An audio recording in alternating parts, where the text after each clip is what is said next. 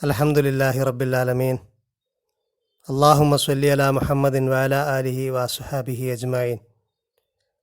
അഊദു ബില്ലാഹി മിനശ് ശൈത്വാനിർ റജീം. ബിസ്മില്ലാഹിർ റഹ്മാനിർ റഹീം. വദ്ദ കസീറും മിൻ അഹ്ലിൽ കിതാബി ലൗ യറുദ്ദൂനകും മിൻ ബഅദി ഈമാനിക്കും കുഫാറൻ ഹസദം മിൻ ഇൻദി അൻഫുസിഹിം മിൻ ബഅദി മാ തബയ്യന ലഹുമുൽ ഹഖ് ഫഅഫു വസ്ഫഹു ഹത്താ യഅതിയല്ലാഹു ബിഅംരിഹി ഇന്നല്ലാഹ അലാ കുല്ലി ഷൈഇൻ ഖദീർ. സദഖല്ലാഹുൽ അലിയ്യുൽ അളീം. ബനൂ ഇസ്രായേലരുടെ നിലപാടിനെ മുൻനിർത്തി അല്ലാഹു സുബ്ഹാനഹു വ തആല വിശ്വാസികളോട് നിങ്ങൾ പ്രവാചകനോടും അള്ളാഹുവിൻ്റെ കിതാബിനോടുമൊക്കെ ഏത് രീതിയിലുള്ള സമീപനമാണ് പുലർത്തേണ്ടത് എന്ന് പറഞ്ഞു വരികയാണ്. അള്ളാഹു ആദ്യം നൽകിയ നിർദ്ദേശം നിങ്ങൾ റായിന എന്ന സമീപനക്കാരാകരുത്, വഖൂൽ ഉൻളുർന, നിങ്ങൾ ഉൻളുർന എന്ന സമീപനക്കാർ ആയിരിക്കണം. എന്നിട്ട് പറഞ്ഞു വസ്മഉ, നിങ്ങൾ ശ്രദ്ധിച്ച് കേൾക്കണം. പ്രവാചകൻ പറയുന്നത് എന്ത് ഉദ്ദേശത്തിലാണ്, പ്രവാചകൻ്റെ ഇൻറ്റൻഷൻ എന്താണ്, പ്രവാചകൻ പറയുന്നതിൻ്റെ ഹിക്മത്ത് എന്താണ് എന്നൊക്കെ നിങ്ങൾ മനസ്സിലാക്കണം. സശ്രദ്ധം ശ്രവിക്കണം നിങ്ങൾ പ്രവാചകനെ. നമ്മെ സംബന്ധിച്ചിടത്തോളം പ്രവാചകൻ പറഞ്ഞതിൻ്റെ ഇൻറ്റൻഷനൊക്കെ മനസ്സിലാകുന്നത് എങ്ങനെയാണ് സ്വഹാബികൾ അതിനെ ഉൾക്കൊണ്ടത് എന്നും അവർക്ക് ശേഷം പിന്നീട് വന്ന ഓരോ തലമുറയും അതിനെ എങ്ങനെയാണ് മനസ്സിലാക്കിയത് എന്നും കൃത്യമായിട്ട് മനസ്സിലാക്കിക്കൊണ്ടാണ്. അല്ലാതെ നമുക്ക് നേരിട്ട് പ്രവാചകൻ്റെ വചനങ്ങളെ ഏതർത്ഥത്തിലാണ് പ്രവാചകൻ പറഞ്ഞത് എന്നും പ്രവാചകൻ ഉദ്ദേശിച്ചത് എന്താണ് എന്നും നമുക്ക് കൃത്യമായിട്ട് മനസ്സിലാക്കാൻ കഴിയില്ല. അള്ളാഹു അതിനുശേഷം പറഞ്ഞു, നിങ്ങളുടെ സമീപനം ഇങ്ങനെ ആയിരിക്കണം. അഹ്ലു കിതാബിൽപ്പെട്ട കുഫർ ചെയ്യുന്ന ആളുകളും മുശ്രിക്കീങ്ങളും നിങ്ങൾക്ക് ഖൈറുണ്ടാകാൻ ആഗ്രഹിക്കുന്നില്ല. എന്നാൽ അള്ളാഹു അവൻ ഉദ്ദേശിക്കുന്നവർക്ക് അവൻ്റെ റഹ്മത്തിനെ സ്പെഷ്യലി ഗ്രാൻഡ് ചെയ്യും എന്നൊക്കെ പറഞ്ഞതിന് ശേഷം അള്ളാഹു പറഞ്ഞു, ഏതെങ്കിലും മതത്തെ അള്ളാഹു ദുർബലപ്പെടുത്തിയാൽ, ഏതെങ്കിലും നിയമങ്ങളെയൊക്കെ ദുർബലപ്പെടുത്തിയാൽ അതിനേക്കാൾ ബെറ്ററായത് അള്ളാഹു കൊണ്ടുവരും. അള്ളാഹുവിന് എല്ലാത്തിനും കഴിവുള്ളവനാണ്. അലം തഅലം, നിനക്കറിയില്ലേ, അന്നല്ലാഹ അലാ കുല്ലി ഷൈഇൻ ഖദീർ, എല്ലാ കാര്യത്തിൻ്റെ മേലും ഖദറുള്ളവനാണവൻ, ഖദീറാണവൻ. മാത്രമല്ല അലം തഅലം അന്നല്ലാഹ ലഹു മുൽക്കു സമാവാതി വൽ അർള്, ആകാശഭൂമികളുടെ ആധിപത്യം അവനാണല്ലോ, അതിനെനിക്കറിയില്ലേ. അതുകൊണ്ട് അവൻ ഇന്ന് ഒരു നിയമം നൽകുകയും നാളെ അതിനേക്കാൾ ബെറ്ററായ ഒരു നിയമം കൊണ്ടുവരികയും ചെയ്യുക എന്നത് അവനെ സംബന്ധിച്ചിടത്തോളം അവൻ്റെ അധികാരത്തിൽപ്പെട്ടതാണ്. അവൻ്റെ ഹിക്മത്ത് അനുസരിച്ചിട്ട് അവനങ്ങനെ ചെയ്യും. അവനെ കൂടാതെ നിനക്കൊരു വലിയും ഒരു നസീറുമില്ല എന്ന് പറഞ്ഞതിന് ശേഷം നിങ്ങൾ മൂസ ചോദിക്കപ്പെട്ടതുപോലെ നിങ്ങളുടെ റസൂലിനോട് നിങ്ങൾ ചോദിക്കുകയാണോ? പഴയ കീഴ്വഴക്കത്തിനൊക്കെ വിപരീതമായിട്ട് പുതിയ നിയമങ്ങളൊക്കെ പ്രവാചകൻ കൊണ്ടുവരുമ്പോൾ സ്വാഭാവികമായിട്ടും വില്ലിങ്നെസ് ഇല്ലാത്ത ആളുകൾ ചോദ്യം ചെയ്യും. എന്നാൽ അള്ളാഹു പറയുന്നത് നിങ്ങൾക്ക് റെഡിനെസ് വേണം. മൂസ പറഞ്ഞതുപോലെ ഫഫഅലു മാ തുഅ്മറൂൻ എന്ന് മൂസ അലൈഹിസ്സലാം പറഞ്ഞിരുന്നു, കൽപ്പിക്കപ്പെട്ടത് പ്രവർത്തിക്കൂ. അപ്പം നിങ്ങളോടെന്താണോ കൽപ്പിക്കുന്നത് അത് നിങ്ങൾ പ്രവർത്തിക്കണം. ആരെങ്കിലും ഈമാനിനെ കുഫറിന് വേണ്ടി എക്സ്ചേഞ്ച് ചെയ്തു കഴിഞ്ഞാൽ ഫഖദ് ളല്ല സവാ സബീൽ, അവൻ നേരായ മാർഗത്തിൽ നിന്നും വ്യതിചലിച്ചു പോയി എന്നല്ലാഹു പറഞ്ഞു. അതിനുശേഷമാണ് 109 ആയത്തിലേക്ക് വരുന്നത്. ആയത്തിൽ അള്ളാഹു പറയുന്നു, വദ്ദ കസീറും മിൻ അഹ്ലിൽ കിതാബി, അഹ്ലിൽ കിതാബിൽപ്പെട്ട ഒരുപാട് ആളുകൾ അവർ ആഗ്രഹിക്കുന്നത് ലൗ യറുദ്ദൂനകും മിൻ ബഅദി ഈമാനിക്കും കുഫാറ, നിങ്ങളുടെ ഈമാനിന് ശേഷം നിങ്ങളെ കുഫാറുകളാക്കി മാറ്റാനാണ് അവരാഗ്രഹിക്കുന്നത്. പ്രവാചകനെ ആസച്ച് തന്നെ ഒന്നുകിൽ നിങ്ങൾ നിഷേധിക്കുക, അല്ലെങ്കിൽ പ്രവാചകനെ അംഗീകരിച്ചുകൊണ്ട് തന്നെ പ്രവാചകനാണെന്നൊക്കെ അംഗീകരിച്ചുകൊണ്ട് തന്നെ പ്രവാചകൻ പഠിപ്പിച്ച അധ്യാപനങ്ങളെയൊന്നും മുഖവിലക്കെടുക്കാതിരിക്കുക, അതിനെ വില കുറച്ച് കാണുക, പ്രവാചകന് അങ്ങനെ നിയമം കൊണ്ടുവരാനുള്ള അതോറിറ്റി ഇല്ല എന്നൊക്കെ പറയുക. അങ്ങനെയൊക്കെയുള്ള രീതിയിൽ പ്രവാചകനെ നിങ്ങൾ തള്ളുക, കുഫർ ചെയ്യുക. അങ്ങനെ നിങ്ങളെ പ്രവാചകനിൽ നിന്നും വ്യതിചലിപ്പിക്കാനാണ്, കുഫറിലേക്ക് മാറ്റാനാണ് അവർ ആഗ്രഹിക്കുന്നത്. എന്തുകൊണ്ടാണത്? ഹസദം മിൻ ഇന്ദി അംഫുസിഹിം, അവരുടെ ഉള്ളിലുള്ള ഹസദ് കൊണ്ടാണ്, അവരുടെ ഉള്ളിലുള്ള അസൂയ കൊണ്ടാണ്. ആ അസൂയ മിൻ ബഅദി മാ തബയ്യന ലഹുമുൽ ഹക്ക് എന്താണെന്ന് അവർക്ക് കൃത്യമായിട്ടും ഹക്ക് എന്താണെന്നുള്ള വ്യക്തത അവർക്ക് വന്നതിനു ശേഷം, അവർക്ക് ഹക്ക് സത്യം എന്താണെന്ന് മനസ്സിലായതിനു ശേഷമാണ് അവർക്ക് ഈ അസൂയയുള്ളത്. അവരുടെ ഉള്ളിൽ നിന്നുള്ള അസൂയ കാരണമാണ് അവർ നിങ്ങളെ മാറ്റണം, നിങ്ങളെ ഈമാനിന് ശേഷം കുഫാറുകളാക്കണം എന്ന് അവരാഗ്രഹിക്കുന്നത്. അവരങ്ങനെ ചെയ്യുമ്പോൾ, അവരങ്ങനെ ആഗ്രഹിച്ചിട്ട് പലതും ചെയ്യും. പ്രവാചകനെതിരെ പല ആരോപണങ്ങളും പ്രവാചകൻ സല്ലല്ലാഹു അലൈഹി വസല്ലമ ജീവിക്കുന്ന കാലത്ത് നടത്തിയിരുന്നു. മുശ്രിക്കീങ്ങൾപ്പെട്ട ആളുകളോടൊപ്പം തന്നെ, അല്ലെങ്കിൽ അതിനേക്കാൾ കൂടുതലായിട്ട് മദീനയിലുള്ള യഹൂദർ നടത്തിയിരുന്നു ദുരാരോപണങ്ങൾ. പ്രവാചകനെതിരെ, ആയിഷ റളിയല്ലാഹു അൻഹക്കെതിരെ, അതുപോലെ സ്വഹാബാക്കൾക്കെതിരെയുമൊക്കെ മദീനയിൽ നിന്ന് പുറത്താക്കപ്പെട്ട ഗോത്രങ്ങളും പലതും പ്രചരിപ്പിച്ചിരുന്നു. അതേപോലെ ക്രൈസ്തവരും പ്രചരിപ്പിച്ചിരുന്നു. പ്രവാചകന് ശേഷം സ്വഹാബാക്കളുടെ കാലത്തും ഉണ്ടായിട്ടുണ്ട്. അമവി ഭരണകാലത്ത് ഡമസ്കസിലുള്ള ജോൺ ഓഫ് ഡമസ്കസ്, അദ്ദേഹം ഖുർആനെതിരെയും പ്രവാചകനെതിരെയും സംസാരിക്കുകയും എഴുതുകയും ചെയ്തിട്ടുണ്ട്. അദ്ദേഹത്തിൻ്റെ എഴുത്തുകളൊക്കെ ആധുനിക കാലത്ത് വരെ പബ്ലിഷ് ചെയ്യപ്പെട്ടതാണ്. അപ്പോൾ അങ്ങനെ ആരോപണങ്ങളും ദുരാരോപണങ്ങളും കള്ളപ്രചരണങ്ങളുമൊക്കെ, വ്യക്തിഹത്യയുമൊക്കെ അന്നും ഇന്നുമൊക്കെ പ്രവാചകൻ്റെ പേരിൽ നടന്നുകൊണ്ടിരിക്കുന്നുണ്ട്. പ്രവാചകൻ ഒരു വാർലോഡാണ്, പ്രവാചകൻ യഥാർത്ഥത്തിൽ ബൈബിളിൽ നിന്ന് കോപ്പിയടിച്ചതാണ് എന്ന് തുടങ്ങിയിട്ടുള്ള ഒരുപാട് ആരോപണങ്ങൾ പ്രവാചകനെതിരെ കാണാൻ കഴിയും. കള്ളപ്രവാചകനാണ്, യേശു പറഞ്ഞ കള്ളപ്രവാചകന്മാർ വരുമെന്ന് പറഞ്ഞ കള്ളപ്രവാചകരിൽ പെട്ടതാണ് എന്നൊക്കെയുള്ള ആരോപണങ്ങൾ നമുക്ക് കാണാൻ കഴിയും.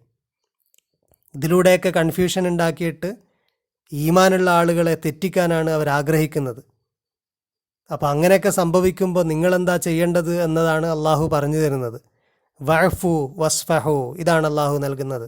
വഅഫു വസ്ഫഹു, നിങ്ങൾ അഫു ചെയ്യ്, അതിനെ വിട്ടേക്ക്. ആദ്യം ചെയ്യേണ്ടത് അതിനെ ഒഴിവാക്കുക എന്നുള്ളതാണ്. അതിൻ്റെ പിന്നാലെ പോകലല്ല ഫസ്റ്റ് ചെയ്യേണ്ടത്. വഅഫു, വിട്ടേക്ക്. എന്നിട്ട് വസ്ഫഹു, മുഖം തിരിച്ചേക്കൂ, ക്ഷമിച്ച് മുഖം തിരിച്ചേക്കും. അവർ പറയുന്നതൊക്കെ നിങ്ങൾ ചെവി കൊടുക്കണ്ട, അത് ക്ഷമിച്ചിട്ട് മുഖം തിരിച്ച് കളയും, അതിൽ നിന്ന് മാറിക്കളയൂ. ഏതുവരെ? ഹത്താ യഅതി അല്ലാഹു ബി അംരിഹി, അള്ളാഹു അവൻ്റെ കൽപ്പന കൊണ്ടുവരുന്നത് വരെ, അള്ളാഹുവിൻ്റെ കൽപ്പന വരുന്നത് വരെ. അള്ളാഹുവിൻ്റെ കൽപ്പന വരിക എന്നതുകൊണ്ട് ഉദ്ദേശിച്ചത് ഒന്നുകിൽ അള്ളാഹു കൃത്യമായ ഒരു നിയമം തരിക എന്നതാണ്. ഖുർആൻ ഇറങ്ങുന്ന സമയത്താണെങ്കിൽ അതാണ് ഇതിൽ കൂടുതൽ ഫിറ്റായ ഒരർത്ഥം, അള്ളാഹു ഒരു നിയമം തരുമ്പോൾ. അല്ലെങ്കിൽ വേറൊരർത്ഥം കൂടെ ഫിറ്റാണ്, അള്ളാഹു ഒരു സാഹചര്യം ഉണ്ടാക്കുന്നത് വരെ, അവൻ്റെ കൽപ്പന, അവൻ്റെ നിർദ്ദേശപ്രകാരം, അവൻ്റെ തീരുമാനപ്രകാരം ഒരു സാഹചര്യം ഉണ്ടാകും. നിങ്ങളിപ്പോൾ ഇതൊന്നും ചെയ്യണ്ട, നിങ്ങൾക്കിപ്പോൾ വേറെ പണി ചെയ്യാനുണ്ട്. അത് അടുത്ത ആയത്തിൽ പറയുന്നുണ്ട്. നിങ്ങൾക്കിപ്പോൾ ചെയ്യാനുള്ള പണി വേറെയാണ്. നിങ്ങൾ ആദ്യം തന്നെ അവരുടെ പിന്നാലെ കൂടണ്ട. അവർ പറയട്ടെ, നിങ്ങൾ വഅഫു വസ്ഫഹു, നിങ്ങളതിനെ വിട്ടുകളാ, നിങ്ങൾ തിരിഞ്ഞുകളാ. എന്നിട്ട് അള്ളാഹുവിൻ്റെ കൽപ്പനക്ക് കാത്തു നിൽക്ക്. അള്ളാഹു ഒരു അവസരമുണ്ടാക്കും, നിങ്ങളുടെ കരങ്ങൾ കൊണ്ട് തന്നെ അതിനുള്ള മറുപടികൾ അള്ളാഹു ചിലപ്പം നൽകും. ഇന്നല്ലാഹ അലാ കുല്ലി ഷൈഇൻ ഖദീർ, അള്ളാഹുവിന് എല്ലാ കാര്യത്തിൻ്റെ മേലും ഖദറുള്ളവനാണ്. എന്നിട്ട് അള്ളാഹു പറയുന്നു, നിങ്ങൾ ചെയ്യേണ്ടത് വാഖീമുസ്വലാ, സ്വലാത്ത് നിലനിർത്തുക എന്നുള്ളതാണ്. അള്ളാഹുവുമായിട്ടുള്ള ബന്ധം ദൃഢമാക്കുക. അതുപോലെ വാത്തു സക്കാത്ത് നൽകുക. ആദ്യത്തേത് സൃഷ്ടാവുമായിട്ടുള്ള ബന്ധമാണ്, രണ്ടാമത്തേത് സൃഷ്ടികളുമായിട്ടുള്ള ബന്ധമാണ്. സൃഷ്ടാവുമായിട്ടും സൃഷ്ടികളുമായിട്ടൊക്കെ നിങ്ങൾ നല്ല ബന്ധം സ്ഥാപിക്കുക. വമാ തുഖദ്ദിമൂ ലി അൻഫുസിക്കും മിൻ ഖൈറിൻ തജിദൂഹു ഇൻദല്ലാഹ്, നിങ്ങൾ എന്ത് ഖൈർ നിങ്ങൾക്ക് വേണ്ടിയിട്ട് ഇൻവെസ്റ്റ് ചെയ്താലും, ഭാവിയിലേക്ക് വേണ്ടി ഒരുക്കി വെച്ചാലും, ഖദ്ദമ എന്ന് പറയുന്നത് ഭാവിയിലേക്ക് വേണ്ടി മുൻകൂട്ടി ഒരുക്കി വെക്കുന്നതിനാണ്. അപ്പം നിങ്ങൾ എന്ത് ഒരുക്കി വെച്ച് കഴിഞ്ഞാലും, നിങ്ങൾക്ക് വേണ്ടി നിങ്ങൾ എന്ത് ഇൻവെസ്റ്റ് ചെയ്ത് വെച്ച് കഴിഞ്ഞാലും, ഖൈറായ എന്ത് കാര്യവും തജിദൂഹു ഇൻദല്ലാഹ്, അള്ളാഹുവിൻ്റെ അടുക്കൽ അത് നിങ്ങൾക്ക് കാണാം. അപ്പോൾ നിങ്ങൾ ഖൈർ ചെയ്യുക. നിങ്ങൾക്ക് ചെയ്യാൻ പലതുമുണ്ട്. നിങ്ങൾക്ക് ഇൽമ് നേടാം, നിങ്ങൾക്ക് ഒരുപാട് സ്വഭാവങ്ങൾ നന്നാക്കാം, നിങ്ങൾക്ക് നിങ്ങളുടെ ഇടയിൽ പലതും ചെയ്യാം. സക്കാത്ത് നൽകുക, അതുപോലെ സ്വലാത്ത് നിലനിർത്തുക. ഇതിലൂടെ നിങ്ങൾ പ്രിപ്പയർ ആകുക. ആദ്യം നിങ്ങൾ അതാണ് ചെയ്യേണ്ടത്. ഇന്നല്ലാഹ ബിമാ തഅമലൂന ബസീർ, നിങ്ങൾ ചെയ്യുന്നതിനെക്കുറിച്ചൊക്കെ അള്ളാഹു കാണുന്നുണ്ട്, നിങ്ങൾ ചെയ്യുന്നതൊക്കെ അള്ളാഹു കാണുന്നുണ്ട്. അപ്പം നിങ്ങളോട് കൽപ്പിക്കപ്പെട്ടത് ഇത് ചെയ്യാനാണ്. എന്നിട്ട് അള്ളാഹു പറഞ്ഞു, നിങ്ങളെ തെറ്റിക്കാൻ വേണ്ടി യഹൂദരും ക്രൈസ്തവരും മറ്റൊരു സംഗതി കൂടെ ചെയ്യും. അവരുടെ വാദം നിങ്ങളുടെ ഇടയിൽ പ്രചരിപ്പിക്കും. ആ വാദം എന്താണ്? രക്ഷ വേണമെങ്കിൽ, സാൽവേഷൻ വേണമെങ്കിൽ ഞങ്ങളുടെ കൂടെ ചേരണമെന്നുള്ളതാണ്. അവർ പറയുന്നത് അവർ പറയുന്നു ലൻ യദ്ഖുലൽ ജന്നത്ത ഇല്ലാ മൻ കാന ഹൂദ, യഹൂദരാകാത്തവർ സ്വർഗത്തിൽ കടക്കുകയില്ല എന്നവർ പറയുന്നു. അത് യഹൂദർ പറയുന്നതാണ്. ഔ നസാറ, അതുപോലെ നസാറാക്കളും പറയുന്നു, നസാറ ആകാതെ സ്വർഗത്തിൽ കടക്കുകയില്ല. മനുഷ്യരൊക്കെ ആദി പാപവുമായിട്ടാണ് ജനിക്കുന്നത്. മനുഷ്യൻ്റെ പാപത്തിൽ നിന്നൊക്കെ മനുഷ്യനെ വിടുതി കിട്ടാൻ വേണ്ടിയിട്ടാണ് ദൈവപുത്രൻ ഭൂമിയിൽ അവതരിച്ചുകൊണ്ട് ബലി നൽകിയത്. അതിനുശേഷം പരിശുദ്ധാത്മാവ് മനുഷ്യനിൽ പ്രവർത്തിക്കും. പക്ഷെ അങ്ങനെ പ്രവർത്തിക്കണമെങ്കിൽ നിങ്ങൾ സഭയിൽ ചേരണം. സഭയാണ് പരിശുദ്ധാത്മാവിനെ നിങ്ങൾ ബാപ്റ്റിസം ചെയ്തുകൊണ്ട് സഭയിൽ ചേർന്ന് കഴിഞ്ഞാൽ നിങ്ങളിൽ പരിശുദ്ധാത്മാവ് ഉണ്ടാകും. അങ്ങനെ നിങ്ങൾ പാപത്തിൽ നിന്ന് മോചിതമാകും. മോചിതരായിക്കൊണ്ട് നിങ്ങൾക്ക് നിത്യത കൈവരും. നിത്യത കൈവരണമെങ്കിൽ നിങ്ങൾ സഭയിൽ ചേരണം. അതാണ് അവർ പറയുന്നത്. അപ്പം അങ്ങനെയൊക്കെ പറഞ്ഞുകൊണ്ട് അവർ പ്രചരിപ്പിക്കും. പക്ഷേ യഥാർത്ഥത്തിൽ അള്ളാഹു പറയുന്നു, ഇതൊക്കെ തിൽക്ക അമാനിയ്യുഹും, അവരുടെ ഉമ്നീയത്താണ്, അവരുടെ ആഗ്രഹങ്ങളാണ്, അവർ വെറുതെ ആഗ്രഹിക്കുന്നതാണ്, അല്ലെങ്കിൽ അവരുടെ ഇൻറ്റൻസ് ഡിസയറാണിത്, അവരുടെ ഇച്ഛയാണത്, അവരങ്ങനെ ആഗ്രഹിക്കുന്നു. അള്ളാഹു പറയുന്നു, കുൽ ഹാത്തു ബുർഹാനക്കും, ഇതിൻ്റെ വ്യക്തമായ തെളിവ് നിങ്ങൾ കൊണ്ടുവാ, ഇൻകുന്തും സാദിഖീൻ, നിങ്ങൾ സത്യവാന്മാരാണെങ്കിൽ ഇതിൻ്റെ വ്യക്തമായ തെളിവെന്താ? ബല, അള്ളാഹു പറയുന്നു അങ്ങനെയൊന്നുമല്ല. വിശ്വാസികളോട് പറയുന്നു, നിങ്ങൾ വിശ്വസിക്കേണ്ടത് ഏതെങ്കിലും ഒരു ഗോത്രത്തിലോ സഭയിലോ ഒന്നും ചേർന്ന് കഴിഞ്ഞാൽ രക്ഷ ഉണ്ടാകും എന്നുള്ള കാര്യമല്ല. മൻ അസ്ലമ വജ്ഹഹു, ആരെങ്കിലും അവൻ്റെ വജ്ഹിനെ, അവൻ്റെ മുഖത്തെ കീഴ്പ്പെടുത്തി, ലിറ്ററലി പറയുകയാണെങ്കിൽ മുഖത്തെ കീഴ്പ്പെടുത്തുക അള്ളാഹുവിന് വേണ്ടി, സുജൂദ് ചെയ്യുക എന്നുള്ള അർത്ഥത്തിൽ പറയാം. ഇനി അതല്ല, വജ്ഹ് എന്നുള്ളത് ഒരാളുടെ ദാത്തിനെ, എക്സിസ്റ്റൻസിനെയും അയാളുടെ തടിയെയും മൊത്തം കുറിക്കാൻ വേണ്ടി പറയാം. ഒരാളെ തന്നെ കീഴ്പ്പെടുത്തുക, അയാളുടെ എക്സിസ്റ്റൻസ് മൊത്തം അള്ളാഹുവിന് വേണ്ടി സമർപ്പിക്കുക. എങ്ങനെ? വഹുവ മുഹ്സിനായിക്കൊണ്ട്, ഇൻറ്റേർണലിയും എക്സ്റ്റേണലിയും ഒക്കെ, ആന്തരികമായിട്ട് അവൻ്റെ ഹൃദയം കൊണ്ടും അതുപോലെ ശരീരം കൊണ്ടും ഒക്കെ അള്ളാഹുവിന് സമർപ്പിക്കുക. അങ്ങനെ ആര് സമർപ്പിക്കുന്നുവോ ഫലഹു അജ്റുഹു ഇൻദ റബ്ബിഹിം, അവനുണ്ട് അവൻ്റെ അജർ, അങ്ങനെ സമർപ്പിക്കുന്നതിൻ്റെ അജർ അവനുണ്ട്, ഇൻദ റബ്ബിഹി, അവൻ്റെ അടുക്കൽ. അവർക്കാണ് അള്ളാഹുവിങ്കൽ പ്രതിഫലമുള്ളത്, അള്ളാഹുവിങ്കൽ രക്ഷ അവർക്കാണുള്ളത്. അള്ളാഹുവിന് മുഖത്തെ സമർപ്പിക്കുക എന്നുള്ളതാണ്, സ്വന്തത്തെ സമർപ്പിക്കുക എന്നുള്ളതാണ് അതിൻ്റെ മാനദണ്ഡം. വലാ ഖൗഫുൻ അലൈഹിം, അവരുടെ മേൽ ഭയമില്ല, വലാഹും യഹ്സനൂൻ, അവർ ദുഃഖിക്കുകയുമില്ല.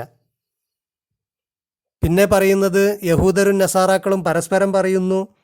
യഹൂദർ പറയുന്നു നസാറാക്കൾക്കൊരടിസ്ഥാനവുമില്ല, നസാറാക്കൾ പറയുന്നു യഹൂദർക്കൊരു അടിസ്ഥാനവുമില്ല. എന്നാലോ അവരൊക്കെ ഒരേ കിതാബ് തിലാവത്ത് ചെയ്യുന്നവരാണ്. തിലാവത്ത് ചെയ്യുക എന്ന് പറഞ്ഞു കഴിഞ്ഞാൽ അതിനെ പിന്തുടരുക, പിന്നാലെ പിന്തുടരുന്നതിനാണ് തിലാവത്ത് എന്ന് പറയുക.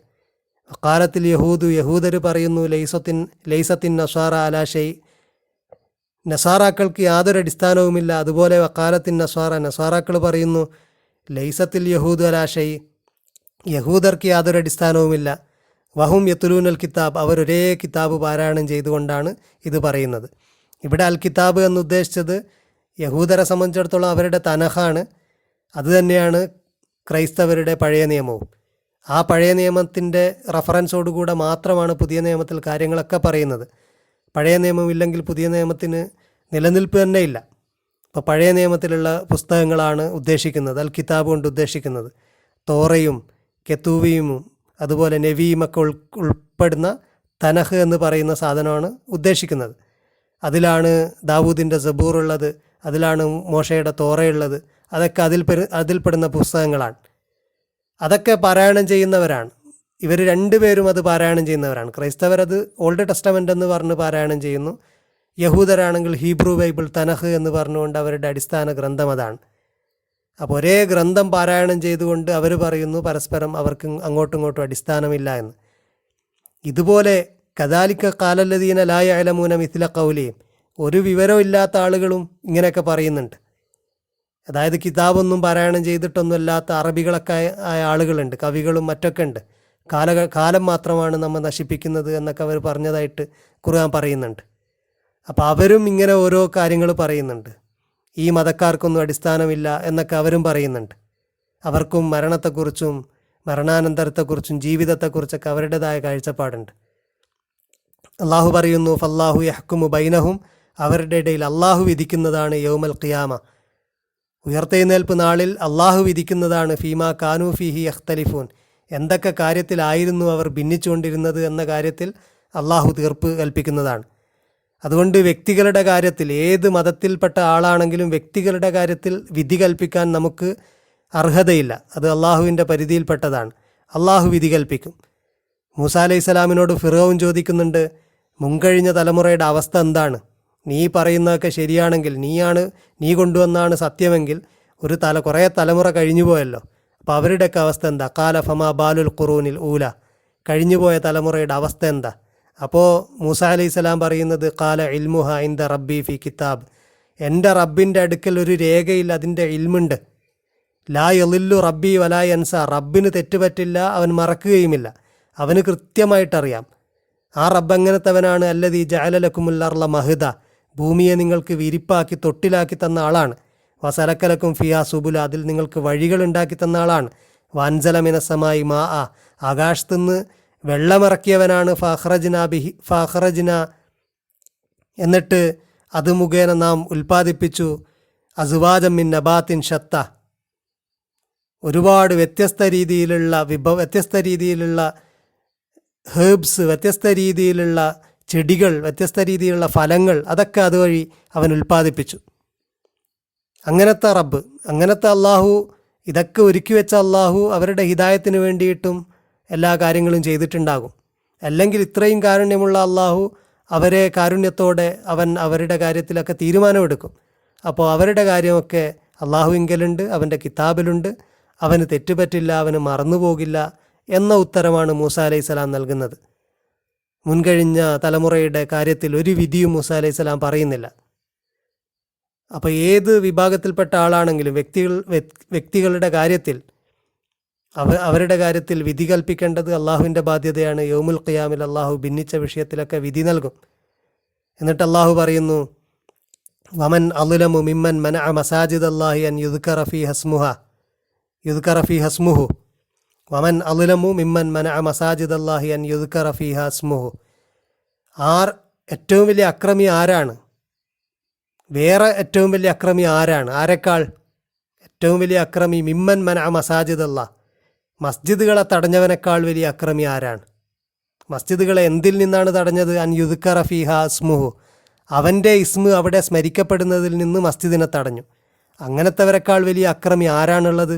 വസആഫി ഖറാബിഹ, അതിൻ്റെ നാശത്തിന് വേണ്ടിയിട്ട് പ്രവർത്തിക്കുകയും ചെയ്ത ആളുകൾ. ഇവിടെ ഉദ്ദേശിച്ച മസ്ജിദ് ഏറ്റവും കൂടുതൽ പേരും അഭിപ്രായപ്പെട്ടതനുസരിച്ചിട്ട് ബൈത്തുൽ മഖ്ദിസാണ്. അവിടെ നശിപ്പിച്ച ആളുകൾ എന്നത് ഒന്നുകിൽ ക്രിസ്ത്യാനികളാണ്. റോമക്കാരെ സഹായിച്ചുകൊണ്ട് ക്രിസ്ത്യാനികൾ 1-ാം നൂറ്റാണ്ടിൽ അവിടുത്തെ പള്ളി തകർത്തു.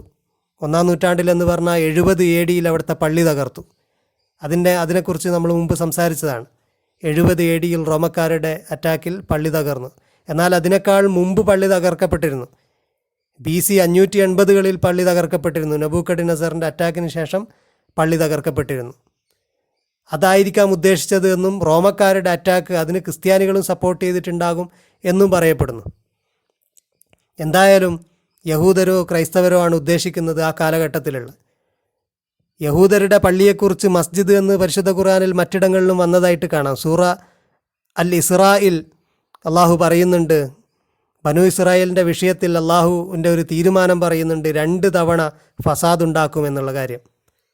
അള്ളാഹു പറയുന്നു, വഖലൈന ഇലാ ബനി ഇസ്രായേല ഫിൽ കിതാബി ലതുഫ്സിദുന്ന ഫിൽ അർളി മറത്തൈനി, 2 തവണ. അവരുടെ ചരിത്രത്തിൽ അവർ 2 ഘട്ടമായിട്ടാണ് തരംതിരിക്കാറ്. ടെമ്പിളിൻ്റെ 1-ാമത്തെ ഡിസ്ട്രക്ഷൻ്റെ ഘട്ടം, അതാണ് 580കളിൽ നെബൂഖദ്നസർ അറ്റാക്ക് ചെയ്ത് ടെമ്പിൾ ഡിസ്ട്രക്ഷൻ നടന്നിട്ട് ആ ഒരു ഘട്ടം. ബാബിലോണിയയിൽ അവർ ക്യാപ്റ്റീവ്സായിട്ട് കഴിഞ്ഞ ഒരു കാലഘട്ടം ഉണ്ടായിരുന്നു. അതാണ് 1-ാമത്തെ കാലഘട്ടം, 1-ാമത്തെ ഫസാദിൻ്റെ കാലം അതാണ്. അതിനുശേഷം അവർ തിരിച്ചു വന്നു. BC കഥയാണ്. BC 580കളിൽ അവർ ക്യാപ്റ്റിവിറ്റിയിലേക്ക് പോവുകയും 540കളിൽ 540-30ൻ്റെയൊക്കെ ഇടയിലായിട്ടാണ് അവർ തിരിച്ചു വന്ന് പള്ളി ഉണ്ടാക്കുന്നത്. കിങ് സൈറസിൻ്റെ സഹായത്തോടെയാണ്. കിങ് സൈറസ് ബാബിലോണിയ കീഴടക്കിയപ്പോഴാണ് യഹൂദരൊക്കെ ജെറുസലേമിലേക്ക് തിരിച്ചു വരുന്നത്. അതിനുശേഷം 2-ാമത്തെ ടെമ്പിൾ ഉണ്ടാക്കിയതിന് ശേഷം പിന്നെ ആ ടെമ്പിൾ നഷ്ടപ്പെടുന്നത് അല്ലെങ്കിൽ അത് നശിക്കുന്നത് റോമക്കാരുടെ അറ്റാക്കിലാണ്. അത് AD ഈസാ അലൈഹി സ്വലാമിന് ശേഷമാണ്, 1-ാം നൂറ്റാണ്ടിലാണ്, AD 70ലാണ്.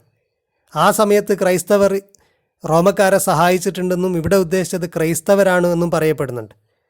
സൂറ അൽ ഇസ്രായിൽ അതിനെക്കുറിച്ച് പറയുന്നുണ്ട്. 1-ാമത്തെ സമയം എത്തിയപ്പോൾ, 1-ാമത്തെ സമയത്ത് ശക്തരായ ആളുകൾ അള്ളാഹു നിയോഗിച്ചു. അങ്ങനെ അവൻ എല്ലാം നശിപ്പിച്ചു, അവരെല്ലാം നശിപ്പിച്ചു. എന്നിട്ട് രണ്ടാമത്തെ സമയമെത്തിയപ്പോൾ ഫൈദാ ജാ വഅദുൽ ആഖിറ, രണ്ടാമത്തെ ഫസാദിൻ്റെ സമയം, അള്ളാഹു വിധിച്ചിരുന്നു 2 ഫസാദ് ഉണ്ടാകുമെന്ന്.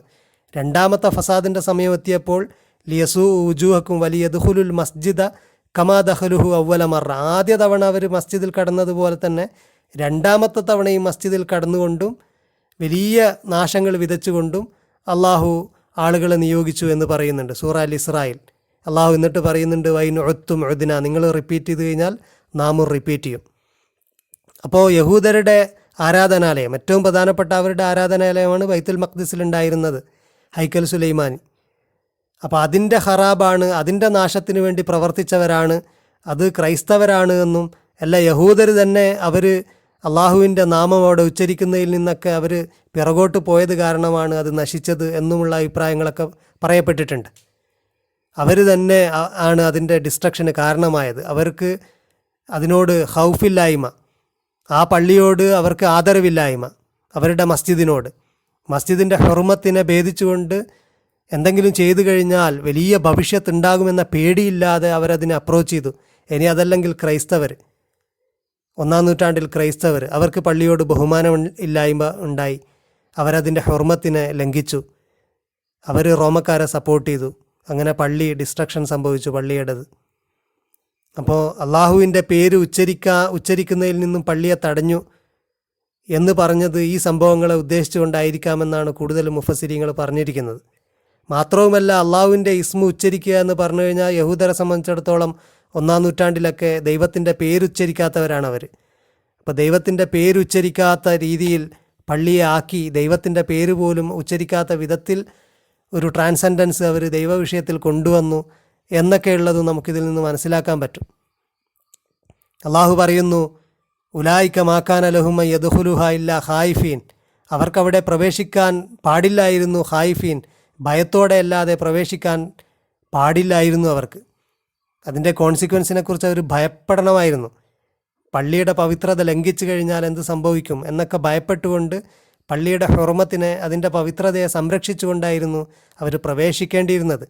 പക്ഷേ പള്ളിയുടെ ഖരാബിന്, പള്ളിയുടെ നാശത്തിന് വേണ്ടിയിട്ട് പ്രവർത്തിച്ചു. അങ്ങനെ പള്ളിയിൽ അള്ളാഹുവിൻ്റെ നാമം ഇസ്മ് സ്മരിക്കപ്പെടുന്നതിൽ നിന്ന് പള്ളിയെ തടഞ്ഞു. അങ്ങനെയൊക്കെ തടഞ്ഞവരെക്കാൾ വലിയ അക്രമികൾ ആരുണ്ട്?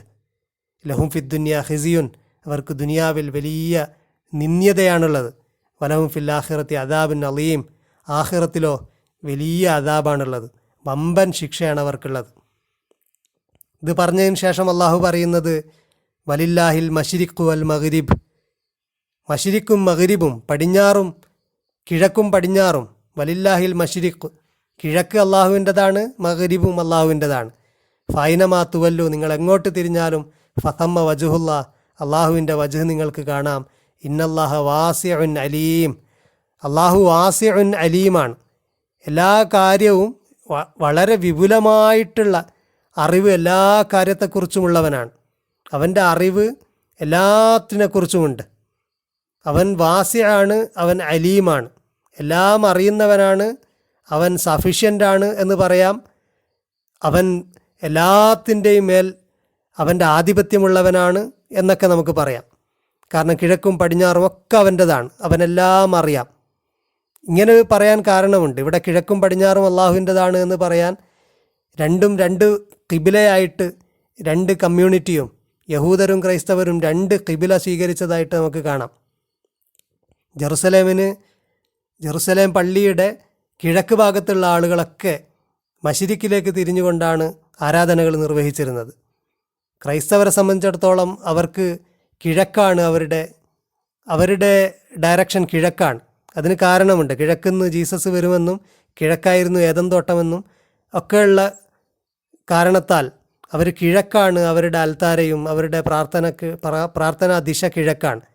യഹൂദരെ സംബന്ധിച്ചിടത്തോളം പടിഞ്ഞാറായിരുന്നു. കാരണം കിഴക്ക് ഭാഗത്ത് അധിവസിച്ചിരുന്ന യഹൂദർ പടിഞ്ഞാറ് പള്ളിയുള്ളപ്പോൾ പടിഞ്ഞാറോട്ടാണ് തിരിഞ്ഞത്. യഥാർത്ഥത്തിൽ ബൈത്തുൽ മഖ്ദിസിലേക്ക് തിരിയുക എന്നുള്ളതാണ് അവരുടെ അധ്യാപനം. ഇങ്ങനെ കിഴക്കും പടിഞ്ഞാറും ഒക്കെ ഖിബിലയായിട്ട് കൊണ്ടു നടന്ന ആളുകളുണ്ട്. അപ്പോൾ അള്ളാഹു പറയുന്നു കിഴക്കും പടിഞ്ഞാറും ഒക്കെ അള്ളാഹുവിൻ്റെതാണ്, നിങ്ങൾ എങ്ങോട്ട് തിരിഞ്ഞാലും അവിടെ അള്ളാഹുവിൻ്റെ വജഹ് കാണാം. കിഴക്കോ പടിഞ്ഞാറോ തിരിയുക എന്നുള്ളതല്ല, കിഴക്കിനോ പടിഞ്ഞാറിനോ ഒന്നും സ്പെഷ്യാലിറ്റി ഇല്ല. അള്ളാഹു എങ്ങോട്ട് തിരിയാൻ പറഞ്ഞു അതാണ്. അള്ളാഹു തിരിയാൻ പറഞ്ഞിടത്തിലേക്ക് തിരിയുക എന്നുള്ളതാണ് ഇമ്പോർട്ടൻറ്റ്. അല്ലാതെ അടിസ്ഥാനപരമായിട്ട് എസൻഷ്യലി കിഴക്കിനോ പടിഞ്ഞാറിനോ ഏതെങ്കിലും ദിശക്ക് പ്രത്യേകതയൊന്നുമില്ല. അള്ളാഹു പറഞ്ഞാൽ ആ ദിശക്ക് പ്രത്യേകതയുണ്ട്, അങ്ങോട്ടേക്ക് തിരിയണം. ഈ ആയത്തിന് വേറെയും വിശാലമായ അർത്ഥങ്ങളുണ്ട്. നിങ്ങൾ എവിടെ നോക്കിക്കഴിഞ്ഞാലും അള്ളാഹുവിൻ്റെ വജ്ഹ് കാണാം, അള്ളാഹുവിൻ്റെ കഴിവ് കാണാം, അള്ളാഹുവിൻ്റെ അസ്തിത്വം കാണാം. നിങ്ങൾ എവിടെ നോക്കിക്കഴിഞ്ഞ് കഴിഞ്ഞാലും അള്ളാഹുവിനെ കാണാം. അള്ളാഹുവിൻ്റെ വജ്ഹ് കാണാമെന്ന് പറയുമ്പോൾ നമ്മൾ നോക്കുമ്പോൾ വജ്ഹ് കാണണമെങ്കിൽ അള്ളാഹുവിൻ്റെ മുഖവും നമ്മളിലേക്ക് തിരിച്ചിരിക്കണം. അപ്പോൾ അതിൻ്റെ അർത്ഥം അങ്ങനെയുമുണ്ട്. അള്ളാഹു നിങ്ങളെ സദാ നോക്കിക്കൊണ്ടിരിക്കുന്നുണ്ട്, അള്ളാഹു നിങ്ങളെ നിരീക്ഷിച്ചുകൊണ്ടേയിരിക്കുന്നുണ്ട്. നിങ്ങളെങ്ങോട്ട് നോക്കിക്കഴിഞ്ഞ് കഴിഞ്ഞാലും അള്ളാഹുവിനെ കണ്ടെത്താൻ കഴിയും. അള്ളാഹു ആസിയവൻ അലീമാണ്. അങ്ങനത്തെ അള്ളാഹുവാണ്. അങ്ങനത്തെ അള്ളാഹുവിനെക്കുറിച്ച് അവർ പറയുന്നു, ഖാലു ഇത്തഖദല്ലാഹു വലദ, അള്ളാഹു ഒരു കുട്ടിയെ സ്വീകരിച്ചിരിക്കുന്നു. കിഴക്കും പടിഞ്ഞാറും ഒക്കെ അവൻ്റെതാണ്, ആകാശഭൂമികൾ മുഴുവനും അവൻ്റെതാണ്. ആകാശഭൂമികളെ ഇല്ലായ്മയിൽ നിന്ന് സൃഷ്ടിച്ചവൻ അവനാണ്. അങ്ങനെ അവനങ്ങനെ കുട്ടിയുണ്ടാകാനാണ്? അവർ പറയുന്നു ഇത്തഖദല്ലാഹു വലദ, അള്ളാഹു ഒരു സന്താനത്തെ സ്വീകരിച്ചിരിക്കുന്നു. സുബ്ഹാന, അവൻ ഇവരാരോപിക്കുന്നതിൽ നിന്നൊക്കെ എത്ര പരിശുദ്ധനാണ്. ബല്ലഹു മാഫി സമാവാത്തി വല്ലർള്, എന്നാൽ ആകാശങ്ങളും ഭൂമിയിലുള്ളതും ഒക്കെ അവൻ്റെതാണ്. കുല്ലുല്ലഹു ഖാനിത്തൂൻ, അതിലുള്ള മുഴുവനും അവനെ അനുസരിച്ചുകൊണ്ട് അവന് സബ്മിറ്റ് ചെയ്ത് നിൽക്കുന്നവരാണ് എല്ലാം. അവൻ ബദിഉ സമാവാത്താണ്, ആകാശഭൂമികളെ ഇല്ലായ്മയിൽ നിന്ന് സൃഷ്ടിച്ചവനാണ്. ബദിഉ സമാവാത്തി വല്ലർളി, ഇല്ലായ്മയിൽ നിന്ന് ആകാശഭൂമികളെ സൃഷ്ടിച്ചവനാണ്. വൈദാ ഖലാ അംറൻ, അവനൊരു കാര്യം തീരുമാനിച്ചു കഴിഞ്ഞാൽ ഫൈന്നമാ യഖൂലു ലഹു കുൻ ഫയകൂൻ, അവൻ അതിനോട് ഉണ്ടാകൂ എന്ന് പറയും, അപ്പോൾ അതുണ്ടാകും. അത്രയേ അവൻ ആവശ്യമുള്ളൂ. അതുകൊണ്ട് അവൻ കുട്ടിയെ സ്വീകരിച്ചിരിക്കുന്നു എന്നവർ പറയുന്നത് വലിയ ആരോപണമാണ്. അവൻ അതിൽ നിന്നൊക്കെ പരിശുദ്ധനാണ്. അവൻ ആകാശഭൂമികളെ ഇല്ലായ്മയിൽ നിന്നും സൃഷ്ടിച്ചവനാണ്. ഇൻഷാ അല്ലാഹ് ബാക്കി ഭാഗം അടുത്ത ദിവസം നമുക്ക് വിശദീകരിക്കാം. വാഖിർ ദഅവാനാ അൽഹംദുലില്ലാഹി റബ്ബിൽ ആലമീൻ.